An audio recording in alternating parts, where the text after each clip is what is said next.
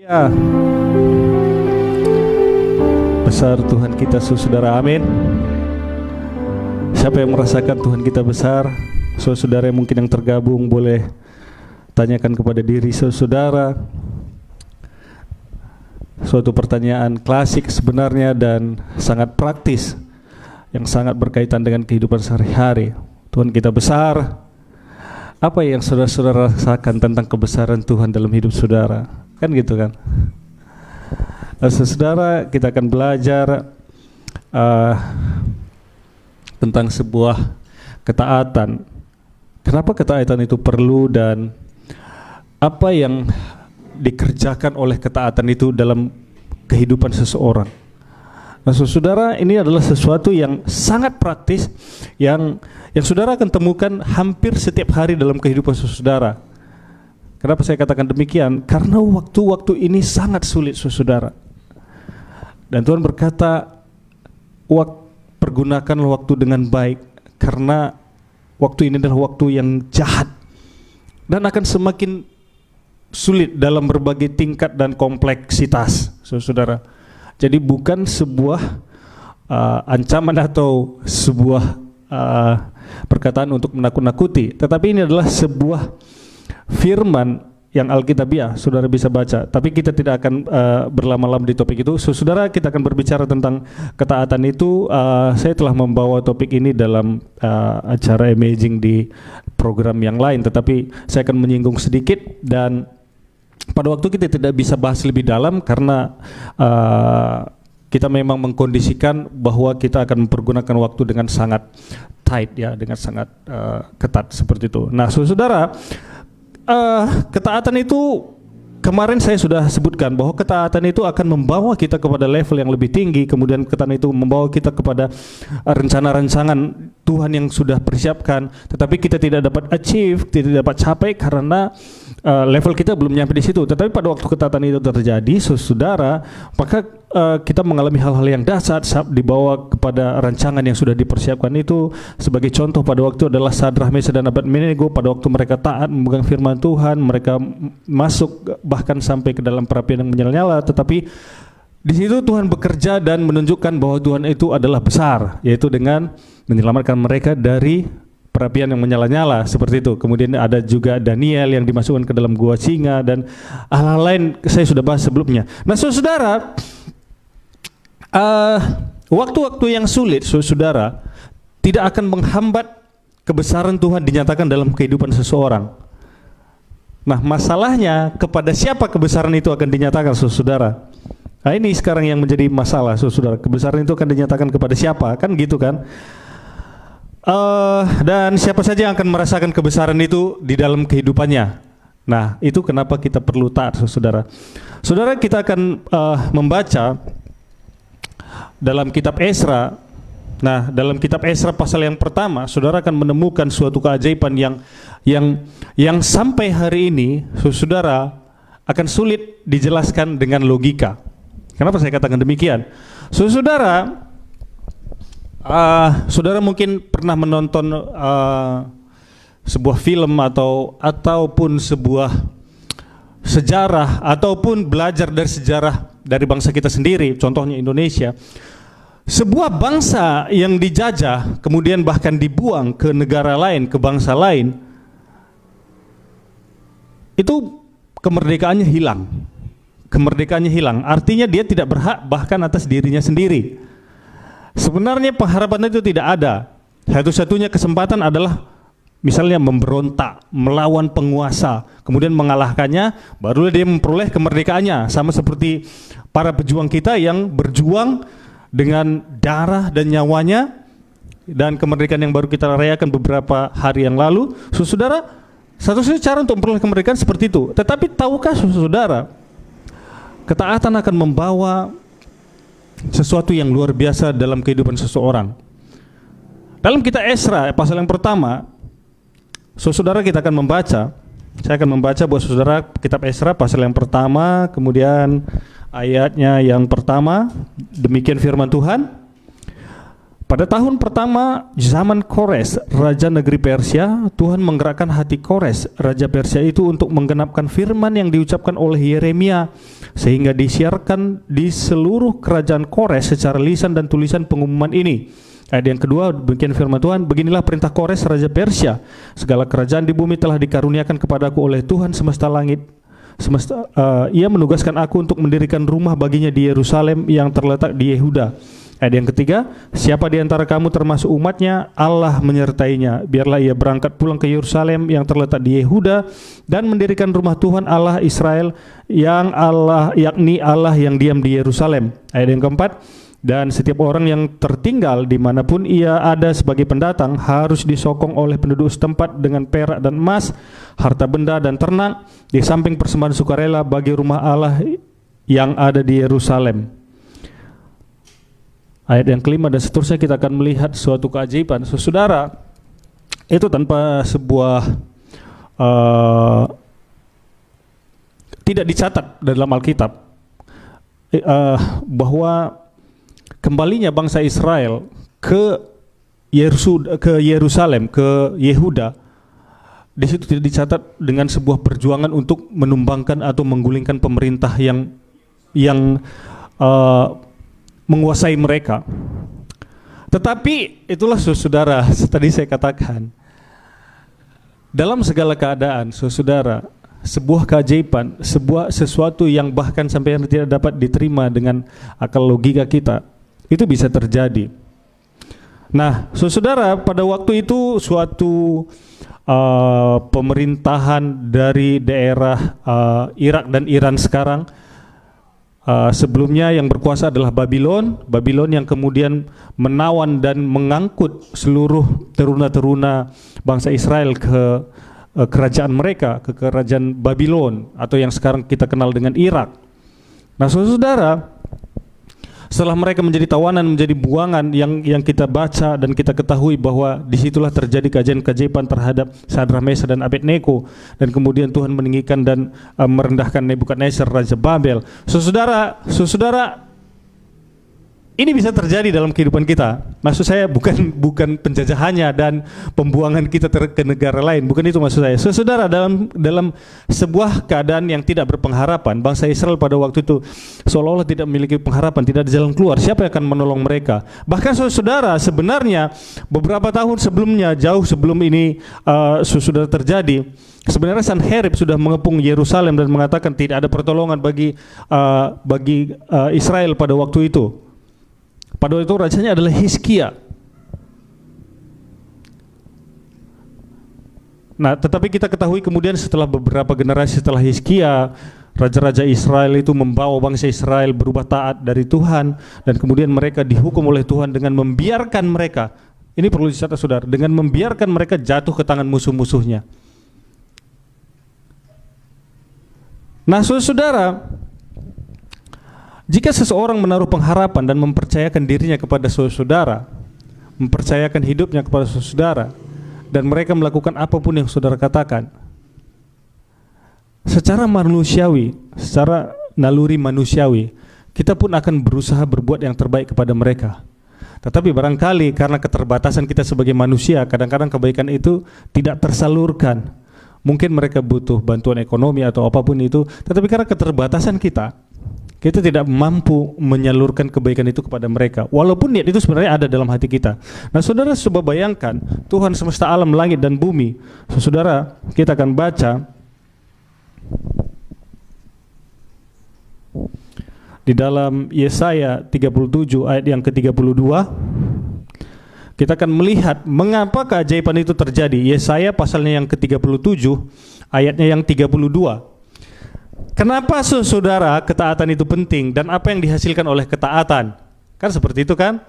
Yesaya pasal 37 ayat yang ke-32. Demikian firman Tuhan, saya akan membacakannya buat kita semua. Saudara, sebab dari Yerusalem akan keluar orang-orang yang tertinggal, dan dari gunung Sion orang-orang yang terluput. Giat cemburu Tuhan semesta alam akan melakukan hal ini. Saudara, sebenarnya dalam keberadaan kita, dalam seluruh usaha kita melakukan kebaikan dan kebenaran, sebenarnya kita tidak cukup layak. Tidak cukup layak, saudara. Tidak cukup layak untuk apa? Tidak cukup layak untuk berada di hadirat Tuhan, menjadi anak-anak Tuhan, menjadi ahli waris Tuhan. Tapi karena kemurahan Tuhan, kemudian kita disebut, diangkat menjadi anak-anak Tuhan.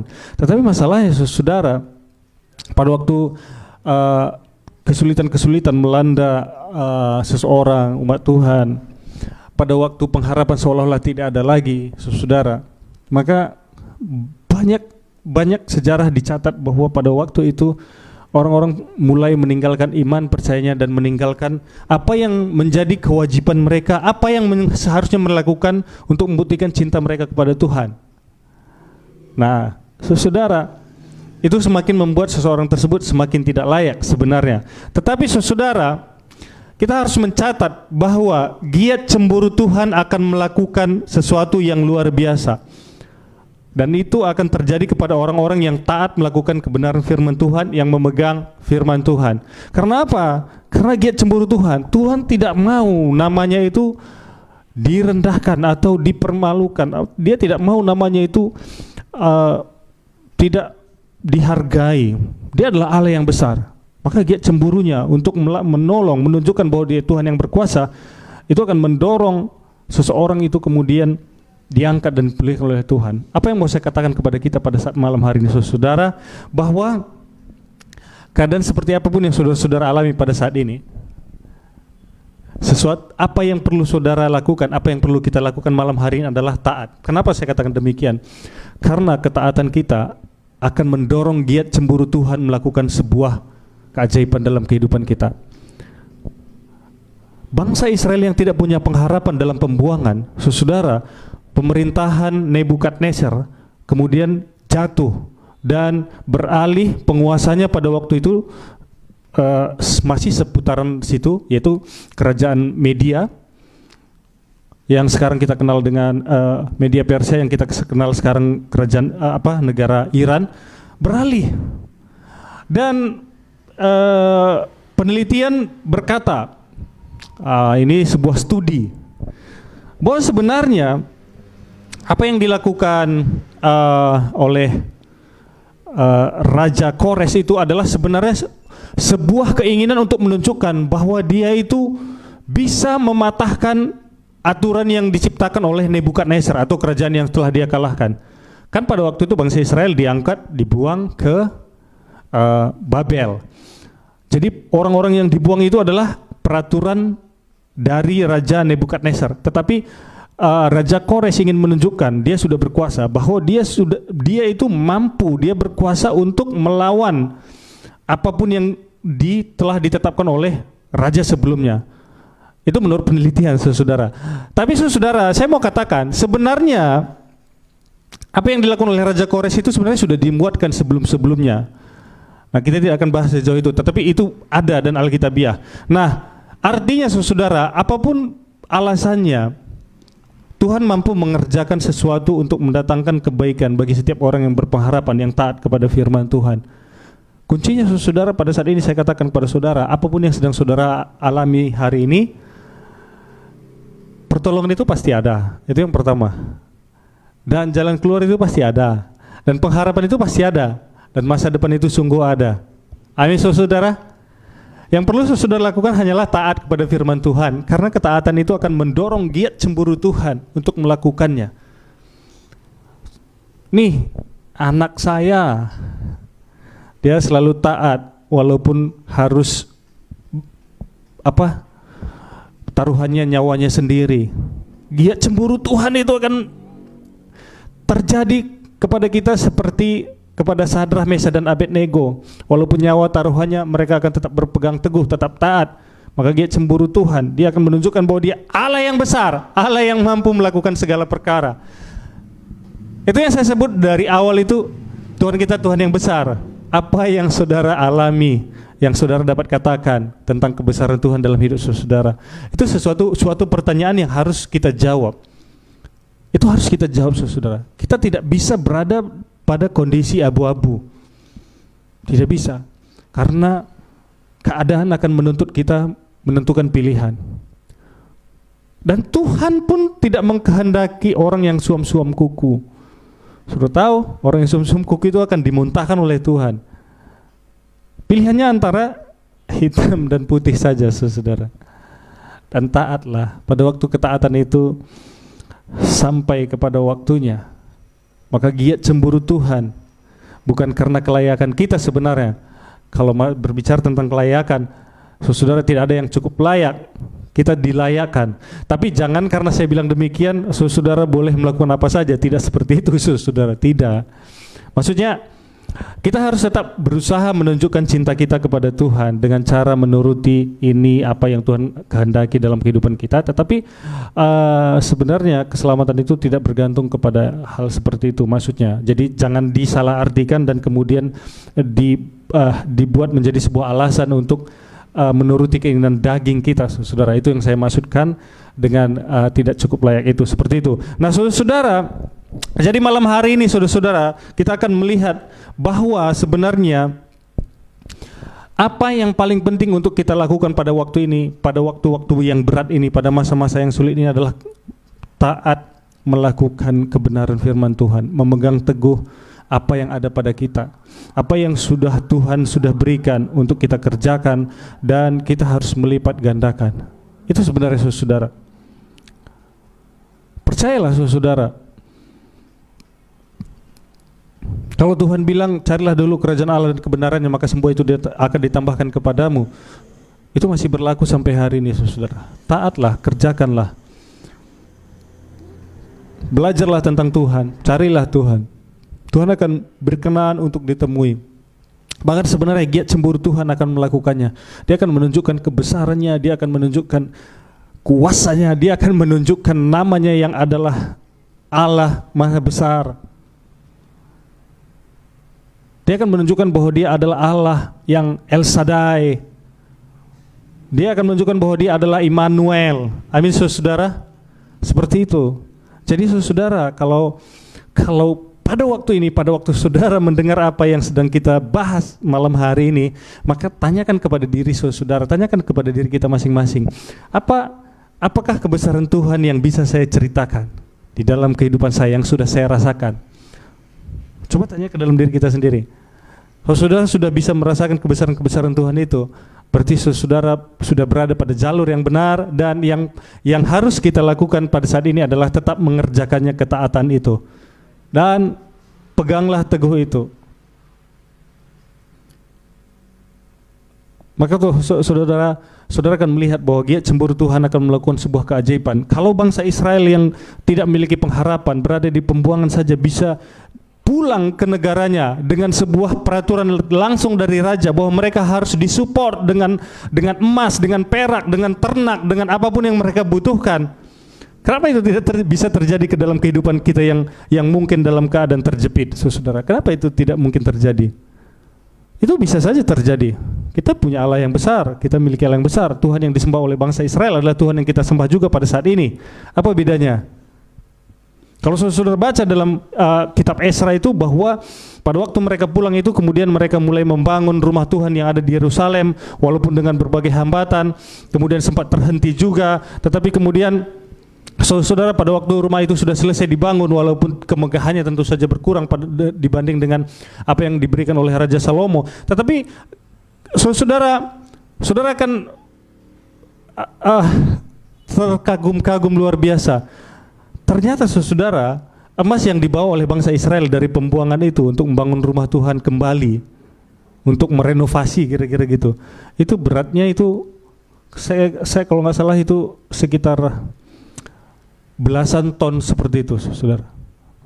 Emas, saudara, belasan ton. Jangankan belasan ton, 1 kilogram pun saat ini, saudara, adalah sesuatu yang luar biasa. Bayangkan seseorang yang tidak punya pengharapan tidur malam ini, kemudian mereka besok bangun dan mendapati bahwa mereka itu boleh kembali ke negeri asal mereka dengan disupport oleh emas, perak, ternak, dan apapun yang mereka butuhkan, dimanapun mereka berada. Giat cemburu Tuhan yang melakukannya, saudara. Mereka tetap memegang identitas mereka sebagai anak Tuhan. Mereka mengerjakan apa yang sepantasnya dikerjakan oleh anak Tuhan. Apapun keadaan kita, saudara, sebuah bangsa yang tidak punya pengharapan, sebuah bangsa yang berada dalam penjajahan, sebuah bangsa yang tidak memiliki kemerdekaan dalam kehidupan mereka, mereka harus tidur dengan tidak ada harapan bahwa besok akan ada sesuatu yang baru. Mungkin yang ada dalam pikiran mereka, pada waktu ini aku tidur, besok akan mengerjakan apa yang sudah menjadi rutinitas yang harus dikerjakan oleh seorang budak. Tapi bayangkan, besok pagi dia bangun, kamu besok ke sana loh, pulang kampung. Bahkan orang-orang di sekitarnya harus mensupport dia. Dicatat waktu itu, saudara, saya tidak sempat tulis.